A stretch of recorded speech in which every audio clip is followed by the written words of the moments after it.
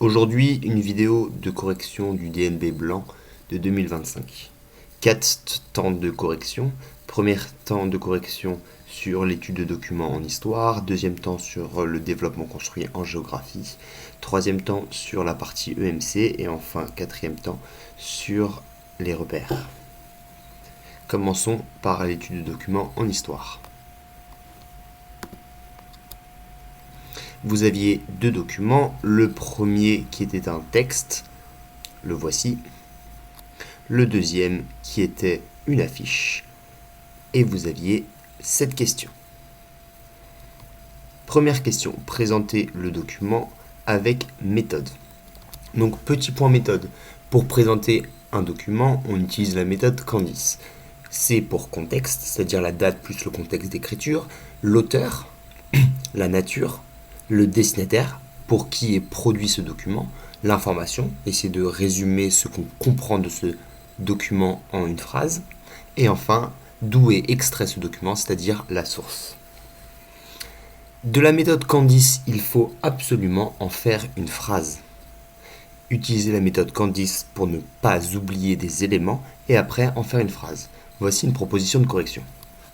Ce document est un témoignage, c'est la nature, écrit par Juliette Achimène-Barrel, l'autrice, et publié en 1983. C'est le contexte. Et on peut ajouter que c'est 65 ans après la fin de la Première Guerre mondiale. Dans l'ouvrage Année cruelle 1914-1918. Ça, c'est la source de document. On va donner l'information. L'autrice nous parle de sa vie d'enfant durant la guerre. Une phrase très simple. Et enfin, on essaye de trouver le destinataire, vu que c'est écrit 65 ans après la guerre. Eh bien, on peut dire qu'elle écrit, l'autrice, pour que les générations futures puissent se rendre compte de la vie des civils durant la guerre. Ce qui nous donne cette triple phrase-réponse. Ce document est un témoignage écrit par Juliette Achimène-Barrel et publié en 1983. Dans l'ouvrage Année cruelle 1914-1918. L'autrice nous parle de sa vie d'enfant durant la guerre. Elle écrit pour que les générations futures puissent se rendre compte de la vie des civils durant la guerre. Passons à la question numéro 2. La question numéro 2 nous demandait de relever 3 extraits illustrant la souffrance des civils. Donc petit point méthode, relever, c'est-à-dire citer des parties du document en les sélectionnant et en indiquant aussi les lignes. Soyez précis dans vos citations. Ne prenez pas tout le document, prenez juste des extraits. Par exemple là, je vous ai mis juste les extraits qu'on pouvait utiliser en rouge. Et donc, on peut utiliser plein d'extraits. Premier extrait, nous allions voir arriver les trains de blessés. C'était bien triste. Premier extrait. Deuxième extrait, l'usine Placard se consacre à la fabrication d'obus grâce aux femmes qui considéraient ce travail comme un acte patriotique. C'était pénible. Troisième extrait, tout cela était peu payé. Quatrième extrait, malgré tous ces efforts, c'est quand même la misère. Dernier extrait, pour la nourriture, on manquait surtout de pain. Les pommes de terre étaient rares, il fallait faire la queue pour avoir 2 kilos par personne. Ainsi, là, il fallait prendre 3 parmi ces différents extraits. C'était juste un travail de prélèvement d'informations. Passons à la question numéro 3. Question numéro 3. Montrez ce qu'apporte ce document par rapport au point de vue d'un soldat de la Première Guerre mondiale. Alors, là, vous pouvez voir que la question, elle est sur 3 points. Qui dit 3 points, dit rédiger et développer un peu votre réponse. Une seule phrase ne suffit pas. Le petit piège et le point méthode à aborder, c'est la question de apport. En fait, il fallait ici mettre en parallèle ce que vous savez de la vie des soldats et ici ajouter ce que nous apporte ce document sur la vie des civils. Qu'est-ce qu'on comprend de ce document sur ce qu'était la vie des civils durant la guerre? Donc, ce qu'on sait, c'est que par les témoignages de militaires, on a des informations sur la vie des soldats et la dureté des combats dans des guerres meurtrières. Par exemple, Verdun. Vivre dans les tranchées, se battre dans les tranchées, être gazé. Ce que nous apporte ce témoignage, grâce à ce qu'on a relevé à la question précédente, c'est ici le quotidien d'une enfant dans la guerre. C'est-à-dire les difficultés des civils, les souffrances psychologiques, voire arriver des blessés, alors que quelques mois avant, ils étaient tout joyeux de partir. Les difficultés de la vie quotidienne, le manque de pain, le manque de pommes de terre. On peut ajouter ici la connaissance, les populations étaient rationnées. Et enfin, on voit que ces civils sont impliqués dans la guerre. Ils travaillent aux usines, et tout ça, très peu payé. En fait, ils le font de manière patriotique, c'est-à-dire qu'ils pensent défendre leur pays en travaillant et en étant peu payés. Donc, on apporte ici, grâce au document, la condition des vies des civils. Passons à la question numéro 4 sur le deuxième document. On vous demande la nature et le destinataire. Donc, ici, nature, quel est le document? Destinataire, pour qui? Eh bien, on peut voir que c'est une affiche française, nature. On peut poser la question, et même on peut le dire, c'est une affiche de propagande, parce qu'elle va essayer de répandre une idée dans l'opinion. Et enfin, le destinataire, ici, elle est pour les civils. Français, faites un effort. Donc c'est pour les civils, ceux qui sont à l'arrière. Maintenant, passons à la description. Décrire. Décrire, ça veut dire de manière précise. Il faut être le plus précis possible. Donc, faire plusieurs phrases. On peut voir tout d'abord deux civils, un vieil homme et une enfant. Ce vieil homme et cet enfant représentent l'arrière. L'arrière, ils sont en train de produire des obus. Et ils sont en train de les tendre, ces civils, aux militaires. Et aux militaires, aux soldats. On voit ensuite un soldat, ici un homme, c'est-à-dire quelqu'un qui est mobilisé sur le champ de bataille, et il représente le front. Il peut mener le combat parce qu'il reçoit des obus, des armes, des civils. C'est donc l'effort de guerre des civils qui permet de continuer le combat. Ainsi, on peut en conclure sur l'objectif. Cette affiche encourage et appelle les civils à continuer leur sacrifice financier et de travail pour que la guerre se termine le plus rapidement possible. Puisqu'elle est faite en 1918, eh bien, il y a une volonté de finir rapidement la guerre. Un dernier effort, les dernières cartouches. Passons maintenant à la dernière question. À l'aide des documents et de vos connaissances, expliquez comment les civils participent à l'effort de guerre entre 14 et 18. Point méthode. 4 points. 4 points, ça nécessite donc de rédiger et de développer sa réponse. Donc de répondre en plusieurs phrases. On a aussi le mot connaissance. Donc là, il faut apporter des connaissances, ce que vous savez de la guerre. Et aidez-vous aussi des documents, c'est-à-dire des questions précédentes. Apportez des connaissances et utilisez les deux documents pour pouvoir rédiger une réponse. Donc les connaissances qu'on peut apporter, c'est tout d'abord, la Première Guerre mondiale, c'est une guerre totale. Ça veut dire qu'elle implique des militaires, des civils. Il y a une mobilisation humaine dans la guerre, mais aussi une mobilisation économique. Toute l'économie des pays sont tournés vers la guerre. Voici les connaissances qu'on doit apporter. Donc, un petit plan pour cette réponse. Tout d'abord, on peut parler de la mobilisation humaine, et ça c'est le document 1. On voit que des femmes travaillent dans les usines. Là, on a l'usine Placard, mais on aurait pu parler aussi des usines Renault. On a une mobilisation des femmes dans les hôpitaux, une mobilisation des enfants. La mobilisation économique. Document 2. On a une reconversion des usines qui partent d'usines de non-armement à des usines d'armement. Objectif, produire des armes, produire des obus. On encourage les civils à continuer l'emprunt. L'emprunt, c'est-à-dire que l'État emprunte de l'argent pour financer la guerre. Et ça, c'est le document numéro 2. Et enfin, on sait également qu'il y a des dons d'argent pour mener la guerre. On est bien dans une mobilisation économique. On a enfin une mobilisation des esprits. Ça, c'est aussi le document 2. On encourage les civils à participer à la guerre par les empreintes, par de la propagande. On dit aux civils, encore un effort, et la guerre sera finie. Allez, faites plus, faites mieux. Donc, on apporte des connaissances par des exemples d'usines, par la notion de guerre totale, par des exemples de propagande, par les difficultés des civils. Bref, on donne ici, en fait, on reprend tout ce qu'on a vu et on essaye de le structurer dans une réponse rédigée, développée.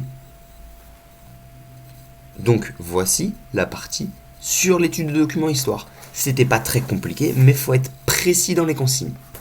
Passons maintenant à la partie géographie. Donc, la partie géographie, on vous demandait, en vous appuyant des connaissances précises, vous rédigerez un développement construit d'une vingtaine de lignes qui traitera la question suivante. Décrivez les espaces productifs français et leur dynamique en vous appuyant, si possible, sur des études de cas abordées en classe. Petit point méthode. Deux verbes d'action. Tout d'abord, décrire. Ça veut dire qu'on va vous demander d'exposer les particularités des espaces productifs et aussi de les localiser. On est en géographie, on localise les exemples, mais aussi les idées. Enfin, le deuxième mot important, c'était le mot dynamique. Une dynamique en géographie, c'est un changement, une évolution. Les espaces et les phénomènes géographiques ne sont pas fixes dans le temps, ils mutent. Donc c'est les dynamiques. En introduction, il faut tout d'abord, et il est essentiel, de définir le terme du sujet. Le terme du sujet, c'est le terme du chapitre, c'est l'espace productif. Eh bien, un espace productif, c'est un espace mis en valeur et aménagé pour une activité économique.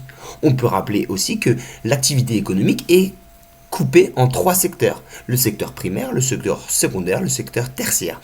C'est-à-dire le secteur de l'agriculture, le secteur de l'industrie et enfin le secteur des services. Je rappelle ce que c'est une dynamique. Les dynamiques, ce sont les espaces, ce sont les mutations de ces espaces en rapport avec la mondialisation. On peut donc se poser la question, quels sont les espaces productifs français et leur dynamique? Très simple, on reformule le sujet pour en faire une question. Donc le plan, il était contenu dans le sujet. Puisqu'on sait qu'il y a trois secteurs de l'économie, eh bien on va faire une partie par secteur. Et à dans chacune de ces parties, on va décrire la dynamique. Donc première partie, c'est sur les espaces productifs agricoles. Quelle est la dynamique? Spécialisation afin de rester une puissance agricole. On doit rappeler que la France est la première puissance agricole européenne. Donc pour rester une puissance agricole, eh bien il faut que les espaces productifs agricoles se spécialisent dans certaines agricultures. Donc on doit localiser tout ça. Alors, on a de l'agriculture intensive dans le bassin parisien, les champs de blé. On a de l'agriculture spécialisée, notamment à Bordeaux par le vin. Mais on a aussi l'élevage intensif en Bretagne. On a aussi la culture des fruits et des légumes dans le sud de la France, sur le littoral méditerranéen. Bref, on situe cet espace agricole. Eh bien, l'exemple qu'on doit utiliser pour montrer le secteur agricole qui se spécialise, on peut utiliser la viticulture de Bordeaux. C'est-à-dire le vin. Le vin se labellise, c'est-à-dire qu'on leur donne un label AOC ou agriculture biologique, AB, afin de créer plus de richesse. Si on labellise, on va vendre le produit plus cher. Et donc on pourra le vendre dans le monde entier, puisque le vin de Bordeaux, il est très réputé et beaucoup de pays asiatiques veulent l'acheter. Et on a même des investisseurs étrangers qui viennent investir leur argent dans ces vins. On a donc un secteur agricole qui produit de la richesse, qui se spécialise afin que la France crée encore plus de richesse sur la question agricole, afin de rester la première puissance agricole européenne. Très simple. Passons à la deuxième partie. Deuxième partie, sur les espaces productifs industriels. On peut voir qu'on va vers une technologie de haute technologie. On va faire de la haute technologie afin de produire de l'industrie de pointe. Rappelez que la France est la 8e puissance industrielle mondiale. On doit localiser ça. Où est-ce qu'on trouve les espaces industriels? Dans les métropoles, sur toute la façade atlantique et méditerranéenne, et dans les grandes métropoles, Paris, Lyon. L'exemple vit en cours. Eh bien, c'est la technopole de Toulouse. Cette technopole, elle se fait autour de la production de l'aéronautique et l'aérospatiale. Et c'est une coopération entre les différents pays européens pour produire des avions, des fusées. Marque Airbus. On a donc une haute technologie parce que la France, une partie de la France se désindustrialise. Toute l'industrie de basse technologie, on va l'appeler comme ça, par exemple le textile, eh bien il n'y en a presque plus en France. Tout le nord de la France, le nord, le nord-est, est désindustrialisé parce qu'il y a délocalisation, parce qu'il y a fermeture des industries. Et donc, pour rester une puissance industrielle, eh bien il faut absolument avoir de la haute technologie. Et ça fait dans les technopoles. Toulouse, l'aéronautique, l'aérospatiale. Encore une fois, très simple. Passons à la troisième et dernière partie. Les espaces de service. Alors, ici, c'est notre troisième secteur. Il faut rappeler que la France est majoritairement un pays de services. 77% de la production française, de la richesse créée en France, se fait dans les services. L'objectif, c'est d'attirer toujours plus de monde, toujours plus de services, et notamment des touristes. Donc la France est de plus en plus tertiaire. Où est-ce qu'on retrouve ce secteur tertiaire? Eh bien, on le retrouve dans les espaces touristiques, à Paris, dans toutes les métropoles. L'exemple le plus facile pour les services, c'est d'utiliser, par exemple, le tourisme. Paris, capitale du tourisme. Paris, première ville touristique du monde. France, premier pays touristique du monde. 90 millions de touristes chaque année. Eh bien, on peut prendre l'exemple de Disney. Disney crée de la richesse en accueillant des gens et en essayant d'attirer ces personnes. Mais on pouvait prendre aussi les secteurs marchands. Eh bien, à Paris, les services comme à la Défense quartier d'affaires de Paris, il y a les sièges des grandes entreprises. La Société Générale, AXA, c'est une assurance. Tout ça, ils ont leur siège à la Défense, ce sont les services marchands, c'est-à-dire qu'ils sont vendus, et donc ça crée de la richesse. On en conclut. Les espaces productifs sont les espaces qui produisent de la richesse. Ils ne sont pas fixes dans le temps, ils évoluent. Donc ils sont dynamiques. Toute cette dynamique, c'est pour s'adapter à la mondialisation et à la concurrence internationale. Les secteurs agricoles mutent pour s'adapter à la concurrence des autres pays sur la question agricole. Les espaces industriels mutent, changent, sont dynamiques parce qu'il faut de la haute technologie pour pouvoir vendre des produits industriels de haute technologie et créer de la richesse. Et enfin, les espaces de services, il y a une mutation aussi puisque la France est de plus en plus tertiaire et va l'être encore de plus en plus. Objectif, attirer le plus de personnes, rester la première zone touristique du monde. Ainsi, on a bien décrit nos trois espaces productifs, on les a localisés, on a décrit leurs évolutions. Et donc, on est totalement dans un travail géographique. Passons maintenant à la partie UMC. Vous aviez deux documents. Un document qui est un discours d'Héloïse et un deuxième document, l'extrait du Code de l'éducation. 5 questions. Première question, citez la valeur qui est contenue dans le discours. Eh bien, Héloïse, elle nous parle de l'égalité. La République française, c'est 3 valeurs. Liberté, égalité, fraternité. Eh bien, ici, la valeur, c'est l'égalité. Il y a beaucoup de textes de référence en France qui proclament cette valeur. Des textes de référence, ce sont des textes en haut de la hiérarchie des textes législatifs. Et donc, texte de référence, la Déclaration des droits de l'homme et du citoyen, 1789, document de base du régime républicain, qui dit, article 1, les hommes naissent libres et égaux en droit. Eh bien, on a bien le terme égalité. On a la Constitution de la Ve République de 1958 qui réaffirme que la France est une république égalitaire. Les hommes sont égaux. Et enfin, on peut dire aussi que la France a signé en 1948 à l'ONU la Déclaration universelle des êtres humains, qui est un copier-coller de la Déclaration des droits de l'homme et du citoyen français, mais applicable au monde. La France a signé ce document. L'article 1 dit « Les êtres humains naissent et demeurent libres égaux en droit et en dignité ». Donc encore la valeur égalité. Donc là, on a plein de textes fondamentaux qui réaffirment que la France a une valeur d'égalité.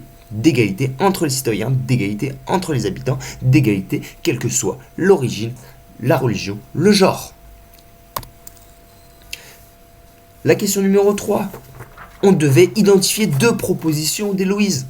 Et donc aller chercher dans son document, dans son discours, 2 citations qui permettent de voir quelles sont les propositions afin d'assurer l'égalité filles-garçons. Eh bien, ce sont les phrases soulignées en rouge. Vous pouvez changer les images des métiers traditionnellement dévolus aux femmes et aux hommes. C'est-à-dire changer l'idée qu'un certain métier est pour des populations femmes et un certain autre pour des populations hommes.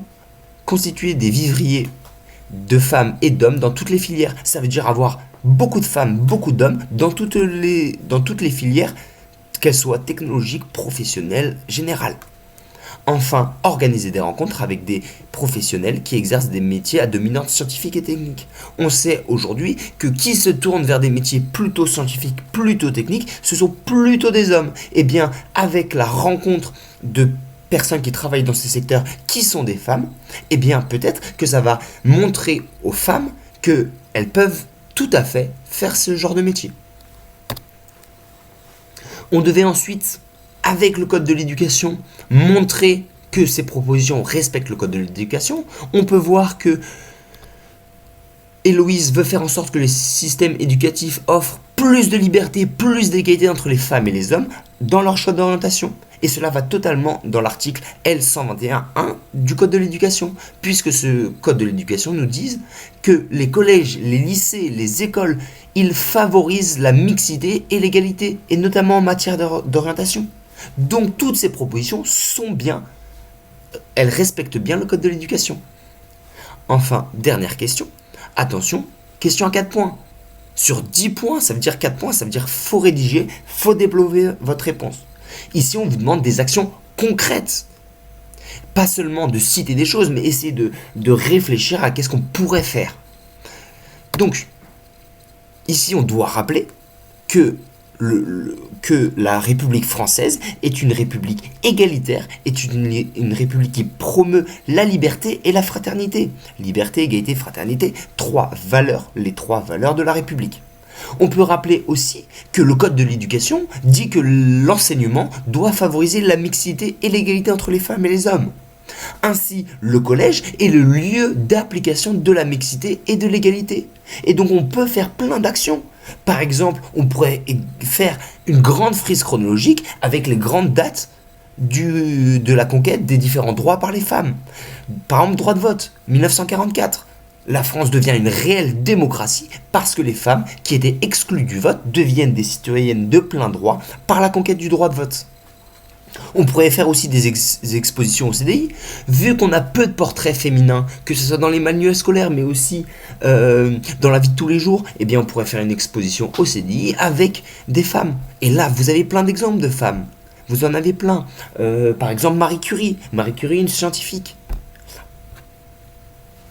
On pourrait faire également un concours d'art sur la question de l'égalité. Et là, vous pouvez dire qu'on peut investir des compétences musicales, avec tout genre de musique, mais on pourrait utiliser aussi de l'art plastique.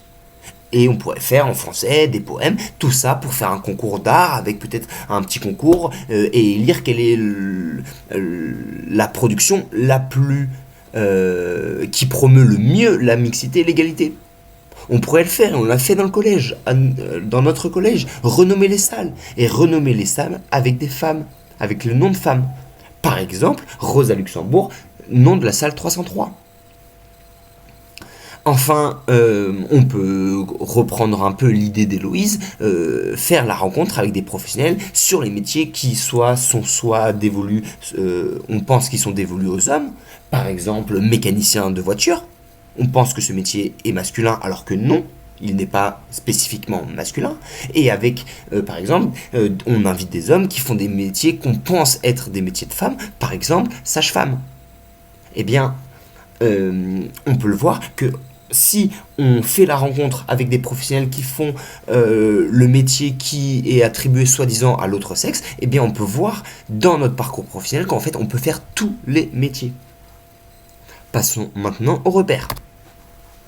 Donc, le premier repère, premier personnage, c'est Philippe Pétain. Attention, pas le maréchal. Il n'est pas maréchal, il n'est plus maréchal. Il l'était, mais il n'est plus.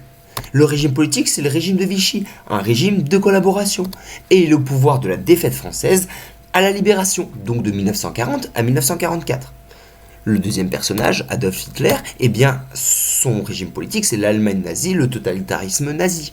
Il arrive au pouvoir le 30 janvier 1933. Le troisième personnage, c'est Léon Blum. Léon Blum, c'est un Français, il gouverne en France et son mouvement et l'union des gauches s'appelle le Front Populaire. Il arrive au pouvoir en 1936, il quitte le pouvoir en 1938, 2 années. Le quatrième personnage, c'est le général Charles de Gaulle. Lui, on peut le mettre qu'il est général, vu qu'il l'est. Eh bien, son pays, c'est la France. On pourrait être encore plus précise en disant que lui, il fait partie de la France libre. C'est-à-dire la France qui a résisté. Et son appel, il est daté du 18 juin 1940, un jour après la défaite. Le dernier personnage, c'est Joseph Staline. Il est du RSS, attention, pas de la Russie. La Russie n'existe pas à l'époque. C'est l'URSS, Union des républiques soviétiques et socialistes. On peut dire aussi que cette URSS est communiste. Le type de régime mis en place, c'est le communisme, c'est un régime totalitaire stalinien. Passons aux repères de géographie. Sur la carte de la France, on avait des aires urbaines à localiser. Facile, Paris, Bordeaux, Lyon, Marseille. Très très simple. Après, on avait les mers et océans. Eh bien, on a la Manche, on a l'océan Atlantique, on a la mer Méditerranée. On avait les pays frontaliers. Donc, on a l'Allemagne qui est au nord-est de la France et l'Espagne au sud. On avait ensuite 3 fleuves, la Seine qui coule à Paris, la Garonne qui coule à Bordeaux et à Toulouse, et enfin le Rhône qui coule à Lyon. Et enfin, 2 chaînes de montagnes, les Pyrénées, chaîne de montagne qui sépare la France de l'Espagne, et enfin le Jura, la montagne plus au nord des Alpes. Nous avons donc fait la correction du brevet blanc d'histoire-géographie. Un brevet blanc qui n'était pas si compliqué que ça. Il faut faire attention, aux consignes. Réfléchir à ce qu'on vous demande. Deuxième chose, il faut aussi faire attention au nombre de points attribués à chacune des questions. Si une question vaut 4 points, ça veut dire qu'elle nécessite que vous développiez votre réponse. Si une question vaut 1 point, ça veut dire que c'est peut-être seulement de la citation, du prélèvement d'informations. Sur le développement construit, il faut apprendre. Il n'y a pas de secret. Il faut apprendre. Apprendre le cours, apprendre le programme. Et enfin, sur les repères, encore une question d'apprentissage. Il n'est pas logique de ne pas avoir les 5 points, les 6 points pour la géographie, même si beaucoup ont eu beaucoup de points. Mais c'était des repères très simples. Et pour les repères d'histoire, franchement, si vous n'avez pas la moitié des points, c'est compliqué. Travaillez plus, travaillez mieux. Si vous avez des questions, je reste toujours disponible pour vous répondre. Bonne journée à tous.